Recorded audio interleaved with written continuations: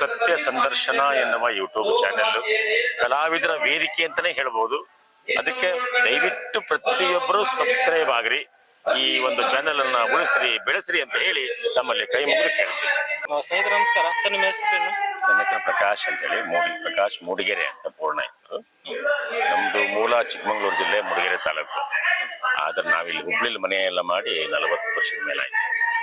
ಜೋಡಿ ಕಂಪ್ನಿಯಲ್ಲಿ ಯಾವಾಗಿಂದ ಇದ್ದೀರಿ ಸರ್? ಈಗ ಒಂದು ಹೆಚ್ಚು ಕಡಿಮೆ ಒಂದು 4-5 ವರ್ಷ ಆಯ್ತು. ಅವಾಗಿಂದ ಇಲ್ಲೇ ಇದೆ. ಅಂದ್ರೆ ಈ ರಂಗಭೂಮಿ ಫೀಲ್ಡಿಗೆ ಎಷ್ಟು ವರ್ಷ ಆಯ್ತು ಬಂದು? ರಂಗಭೂಮಿ 1975ಕ್ಕೆ ನನ್ನ ಪದಾರ್ಪಣೆ. 50 ವರ್ಷ ಆಯ್ತು, ಹೆಚ್ಚು ಕಡಿಮೆ 51 ವರ್ಷ. ವೃತ್ತಿ ರಂಗಭೂಮಿ ಕಲಾವಿದರು ನೀವು? ಹೌದು. ಆದ್ರೆ ಇದನ್ನ ಬಿಟ್ಟು ಬೇರೆ ಏನಾದ್ರು ಇದೆಯಾ ಅಥವಾ ಇದೇನಾ? ಇಲ್ಲ ಇದೇ ನಮ್ಮ ಉದ್ಯೋಗ. ವೃತ್ತಿ ಇದೆಯಾ? ಹೌದು. ಎಷ್ಟು ನಾಟಕ ಮಾಡಿದ್ದೀರಿ ಸರ್ ಇದುವರೆಗೆ? ಇದುವರೆಗೆ ಲೆಕ್ಕ ಇಲ್ಲ, ಎಷ್ಟು ನೂರಾರು ನಾಟಕಗಳು. Chitragi company, Gudigeri company, Arashinagodi company, Talikote company, KBR ನಮ್ಮ company, Jevargi company, Kamatagi company, ಒಟ್ಟು ಸಾಮಾನ್ಯ ಕರ್ನಾಟಕದಾದ್ಯಂತ ಎಲ್ಲ ಕಂಪನಿಗಳು ಸರ್ವಿಸ್ ಮಾಡಿದೀವಿ. ತುಂಬಾ ನಾಟಕ, ಲೆಕ್ಕ ಇಡಕ್ಕೆ ಆಗಲ್ಲ, ಅಷ್ಟು ನಾಟಕಗಳಾಗಿದೆ. ಅಂದ್ರೆ ನಿಮ್ಮ ಫ್ಯಾಮಿಲಿ ಮುಂಚೆ ಯಾರಾದ್ರೂ ಇದ್ರ ಅಥವಾ ಹವ್ಯಾಸಿ? ನನ್ನ ಫ್ಯಾಮಿಲಿ ಒಳಗೆ ಯಾರು ಇಲ್ಲ. ನಮ್ಮ ಮಿಸಸ್ ಫ್ಯಾಮಿಲಿ ಒಳಗೆ ಇದ್ರು, ನನ್ನ ಫ್ಯಾಮಿಲಿ ಒಳಗೆ ಯಾರು ಇಲ್ಲ, ನಾನೇ ಫಸ್ಟ್. ಈಗ್ಲಾದ್ರೂ ನೀವು ಒಬ್ರೆ ಮಾಡ್ತಾ ಇದ್ರ? ಮಗಳೊಬ್ಳೆ ಮಾಡ್ತಿದ್ದಾಳೆ. ಮಗಳಂದ್ರೆ ಅಮೇಚೂರ್ ಮಾಡ್ತಾಳೆ, ನೇತಾ ಹುಬ್ಬಳ್ಳಿ ಅಂತೇಳಿ. ಅಮೇಚೂರ್ ಹಳ್ಳಿಗಳಲ್ಲಿ ನಾಟಕ ಆಡ್ತಾರಲ್ಲ, ಅಲ್ಲಿಗೆಲ್ಲ ನಾಟಕ ಪಾತ್ರಕ್ಕೆ ಹೋಗ್ತಾಳೆ. ಸರ್ವಿಸ್ ಕಂಪ್ನಿ ಮಾಡ್ತಾಳೆ ಕೆಲವೊಂದು ಪಾತ್ರಗಳನ್ನ. ಯಾವ್ದಾರ ಖಾಲಿ ಇದ್ದ ಕರೆಸಿದ್ರೆ ಮಾಡ್ತಾಳೆ. ರಂಗಭೂಮಿಗೆ ಹೋಗ್ತೀನಿ ಅಂತಂದ್ರೆ ಈಗ ಇರಲ್ಲ. ಮನೆ ಕಡೆ ಹೆಂಗಂತಾರೆ, ಓದಬೇಕು, ಒಳ್ಳೆ ದೊಡ್ಡ ಜಾಬ್ ಮಾಡ್ಬೇಕು. ಈಗ ನಾಟಕ ಕಂಪ್ನಿಗೆ ಹೋಗ್ತೀನಿ ಅಂದ ತಕ್ಷಣ ನಾಟಕ ಕಂಪ್ನಿಗೆ ಹೋಗಿ ಬೇಡ ಅಂತಾರೆ. ಫ್ಯಾಮಿಲಿನ ತಂದೆ ತಾಯಿಗಳೇ ಕಳ್ಸೋದಕ್ಕೆ ಇಷ್ಟಪಡಲ್ಲ. ಎಲ್ಲೋ ಹುಡುಗರು ಕೆಲವರು ತಮ್ಮ ಸ್ವಇಚ್ಛೆಯಿಂದ ಕೆಲವರು ಬಂದು ಪಾತ್ರ ಮಾಡ್ತಾರಷ್ಟೇ. ಅದು ಹೊಸ ಪೀಳಿಗೆ ಭಾರಿ ಕಡಿಮೆ ಬರ್ತಾರೆ, ಇಲ್ಲೋ ಭಾರಿ ಕಡಿಮೆ. ಹಂಗಾಗಿ ಕಲಾವಿದರು ಮೊದಲು ನೋಡಿ ಎಷ್ಟು 125, 130 ಕಂಪನಿಗಳಿದ್ದು, ನಾಟಕ ಕಂಪನಿಗಳು ವೃತ್ತಿ ರಂಗಭೂಮಿ. ಈಗ ಬೆರಳೆಣಿಕೆ ಎಷ್ಟು ವರ್ಷ ಅಂತ ನಡೆಯವು, ಒಂದು 4-5 ಕಂಪನಿಗಳಷ್ಟೇ ಇರ್ಬೋದು. ಈಗ ನಾಟಕ ಕಂಪನಿ ನಡೆಸಬಹುದಾ ಸರ್? ಕಷ್ಟ, ಭಾರಿ ಕಷ್ಟದ ಜೀವನ. ಯಾಕಂದ್ರೆ ಈಗ ನಮ್ಮದೇ ಕಂಪನಿ ನೋಡ್ರಿ, ಈಗ ಜವರಿಗೆ ಕಂಪನಿ ಅಂದ್ರೆ 2 ಕಂಪನಿ ಇದಾವೆ ನಮ್ಮ. ಒಂದು ಜವರಿಗೆ ಕಂಪನಿ, ಒಂದು ಗುಬ್ಬಿ ಕಂಪನಿ ಅಂತ 2 ಇದಾವೆ. 2 ಇರುತ್ತೆ. ಆದ್ರಷ್ಟು ಭಾರಿ ಇದು ಬೇಕು, ಎದೆಗಾರಿಕೆ ಬೇಕು. ನಾಟಕ ಕಂಪನಿ ನಡೆಸೋದಕ್ಕೆ ಸುಲಭ ಅಲ್ಲ. ಯಾಕಂದ್ರೆ 20-30 ಜನರನ್ನ ಸಂಭಾಳಿಸ್ಬೇಕು, ಕಲಾವಿದರನ್ನ ಸಂಭಾಳಿಸ್ಬೇಕು. ಅಕ್ಕಪಕ್ಕ ಕಂಪನಿಗಳಿರ್ತವೆ, ಅಪೋಸಿಟ್ ಕಂಪನಿಗಳಿಗೆಲ್ಲ ಎದುರಿಸ್ಬೇಕು. ಒಳ್ಳೆ ನಾಟಕಗಳನ್ನ ಕೊಡ್ಬೇಕು. ಆಮೇಲೆ ಅದರಲ್ಲಿ ನಮ್ಮ ಕಂಪ್ನಿ ನಾಟಕದಲ್ಲಿ ಯಾವುದೇ ಕಾರಣಕ್ಕೂ ಅಶ್ಲೀಲ ಮಾತಾಗ್ಲಿ, ಅಶ್ಲೀಲ ಸಂಭಾಷಣೆ ಅಂತವೇನು ಇರಂಗಿಲ್ಲ. ಕಾಮಿಡಿನ ಆ ಟೈಪ್ ಕಾಮಿಡಿ ಮಾಡ್ಬೇಕಲ್ಲ. ಅಶ್ಲೀಲತೆ ಇದ್ರೆ ಬೇಕಾದಂಗೆ ಎಲ್ಲಾ ರೀತಿ ನಗಿಸ್ಬೋದು ಕಾಮಿಡಿ, ಆದ್ರೆ ಅಶ್ಲೀಲ ಇರ್ಲಾರ್ದಂಗೆ ಕಾಮಿಡಿ ಮಾಡ್ಬೇಕಲ್ಲ. ಹಿಂಗಾಗಿ ನಮ್ಮ ಮಾರುತಿ ಶೆಟ್ಟಿ ಅವ್ರು ನೋಡಿ, ಅವರು ಇದೇ ನಾಟಕನ ನೀವು ನೋಡಿದ್ರ ಪೂರ? ಎಷ್ಟು ಒಂದು ಮಾತು ವೇಸ್ಟ್ ಆಗಲ್ಲ, ಜನ ಅಷ್ಟು ನಗ್ತಾರೆ ತುಂಬಾ. ಹಿಂಗೆ ರಾಜಹಾಸ್ಯ ಮಾಡ್ತಾರೆ ಅಂತ ನಾಟಕಕ್ಕೆ ಬೆಲೆ ಕೊಡ್ತಾರೆ ಜನ. ನೋಡಿ ಈಗ ಅಲ್ಲಿ ನಾಟಕದಲ್ಲಿ ಒಂದು 60-70% ಬರೀ ಹೆಣ್ಮಕ್ಳೇ ಇದ್ದಾರೆ. ಹೌದು, ಲೇಡೀಸ್.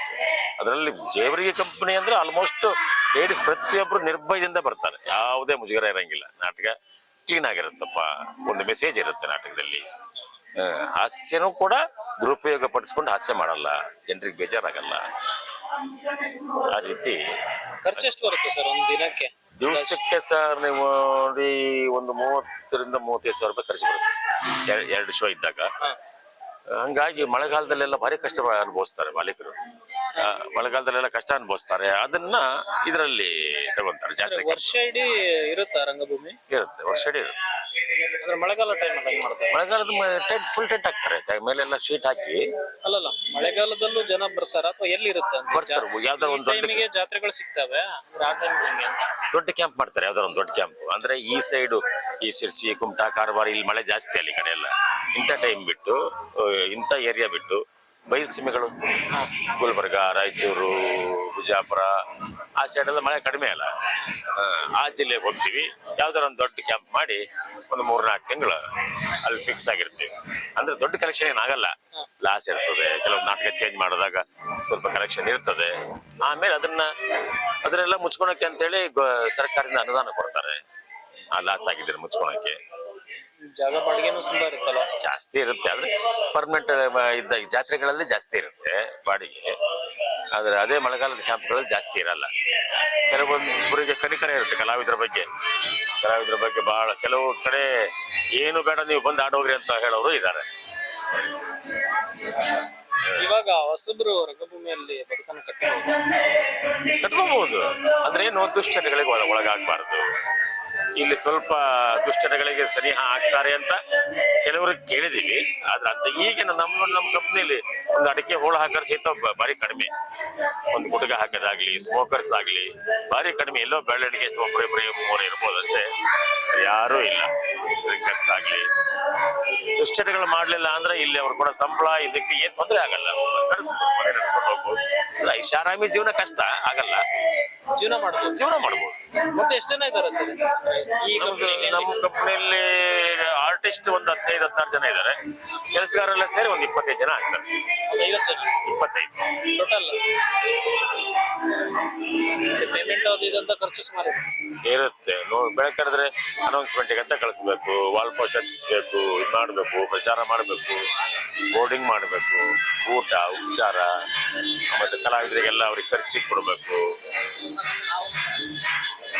ತುಂಬಾ ಇದೆ, ತುಂಬಾ ಖರ್ಚಿದೆ. ಕಲೆಕ್ಷನ್ ಇಲ್ಲದೆ ಇದ್ದಾಗ ಸ್ವಲ್ಪ ಪ್ರಾಬ್ಲಮ್. ಕಲೆಕ್ಷನ್ ಇರ್ಲಿ ಬಿಡ್ಲಿ, ಕಲಾವಿದರ ಸಂಭಾವನೆ ಅವೆಲ್ಲ ಇದ್ದೇ ಇರ್ತದೆ. ಕಲೆಕ್ಷನ್ ಇದ್ದಾಗ್ಲೂ ಹಂಗೆ ಇರ್ತದೆ, ಇಲ್ಲದೆ ಇದ್ದಾಗ್ಲೂ ಹಂಗೆ ಇರ್ತದೆ. ಖರ್ಚಿರೋದೆ. ಖರ್ಚು ಯಾವುದೇ ಕಾರಣಕ್ಕೂ ಅದು ಸ್ಟಾಪೇ ಇಲ್ಲ. ನೀವು ಇಷ್ಟು ವರ್ಷ ರಂಗಭೂಮಿಲಿ ಇದ್ದೀರಲ್ವಾ, ಇಂಥದ್ದೊಂದು ಕ್ಯಾರೆಕ್ಟರ್ ಮಾಡ್ಬೇಕಾಗಿತ್ತು, ಇನ್ನೂ ಮಾಡೋಕ್ಕಾಗಿಲ್ಲ ಅಂತ ಏನಾದ್ರು ಇದೆಯಾ? ಎಲ್ಲ ಅಂದ್ರೆ ಹಾಸ್ಯ ಪಾತ್ರಗಳನ್ನು ನಾವು ಕಡಿಮೆ. ಹಾಸ್ಯ ಪಾತ್ರನ ನಾವು ನಮ್ಮ ಬಾಯಿಗೆ ನಮಗೆ ಸ್ವಲ್ಪ ಗಡಸು ವಾಯಿಸು ಅಂತ ಇರೋದಕ್ಕೆ ಬೇರೆ ಪಾತ್ರಗಳಲ್ಲೇ ನಮ್ಮನ್ನು ಉಪಯೋಗ ಮಾಡ್ತಾರೆ. ವಿಲನ್ ಕ್ಯಾರೆಕ್ಟರ್ ಆಗಿರ್ಬೋದು, ಪೌರಾಣಿಕದಲ್ಲಿ ಕೆಲವು ಆರ್ಭಟ ಮಾಡೋ ತರ ಕೆಲವೊಂದು ಕ್ಯಾರೆಕ್ಟರ್ ಮಾಡಿದ್ವಿ, ತುಂಬಾ ಮಾಡಿದ್ವಿ. ಕಟಕ್ ಇನ್ಸ್ಪೆಕ್ಟರ್ ಅಂತ ಹೇಳಿ ಸಿಂಧೂರ ಲಕ್ಷ್ಮಣದಲ್ಲಿ ಅಂತ ಪಾತ್ರಗಳು, ಕಠೋರವಾದಂತ ಪಾತ್ರಗಳು ಅವೆಲ್ಲ, ಅಂತ ಪಾತ್ರಗಳನ್ನು ಮಾಡಿದ್ದೀವಿ. ಸೌಮ್ಯ ಪಾತ್ರಗಳನ್ನು ಮಾಡಿದ್ದೀವಿ, ಹಾಸ್ಯ ಪಾತ್ರಗಳನ್ನು ಮಾಡಿದ್ದೀವಿ. ಆದ್ರೆ ಕಡಿಮೆ. ಇವಾಗಿನ ಜನ ಹಾಸ್ಯ ಪಾತ್ರಗಳನ್ನೇ ಜಾಸ್ತಿ ಅಪೇಕ್ಷೆ ಪಡ್ತಾರೆ. ಹಂಗಾಗಿ ಸ್ವಲ್ಪ ಸ್ಟೋರಿ ಕಡಿಮೆ ಮಾಡ್ತೀವಿ, ಹಾಸ್ಯನ ಜಾಸ್ತಿ ಮಾಡ್ಬಿಡ್ತೀವಿ ನಾಟಕದಲ್ಲಿ. ಜನರು ನಕ್ಕು ಹೋಗ್ಲಿ ಅಂತ. ಮನೆಯಲ್ಲಿ ಎಲ್ಲ ಅಳೋದು ಕರೆಯೋದು ಜಂಜಾಟ ಪ್ರತಿಯೊಬ್ಬರ ಮನೇಲಿ ಇದ್ದೇ ಇರುತ್ತೆ. ಇಲ್ಲಿ ರೆಸ್ಪಾನ್ಸ್ ಹೆಂಗಿದೆ ಸರ್? ಒಳ್ಳೆ ಈಗ ಅಂತಲ್ಲ, ಸಿರ್ಸಿ ಕಲಾವಿದರಿಗೆ ತವರೂರು ಅಂತ ಹೇಳಿದ್ರು ತಪ್ಪಾಗ್ಲಿಕ್ಕಿಲ್ಲ. ಇಲ್ಲಿ ಭಾರಿ ಕಲಾವಿದರಿಗೆ ಒಳ್ಳೆ ಬೆಲೆ. ಆಮೇಲೆ ನಾವೀಗ ಹೊರಗಡೆ ಹೋಗ್ತಾ ಇರ್ತೀವಲ್ಲ, ನಮ್ಮನ್ನು ನಿಲ್ಲಿಸಿ ಮಾತಾಡಿಸಿ ನಮಗಷ್ಟು ಬೆಲೆ ಕೊಡ್ತಾರೆ ಜನ. ಕಲಾವಿದರು ಅಂದ್ರೆ ಅಷ್ಟು ವ್ಯಾಲ್ಯೂ.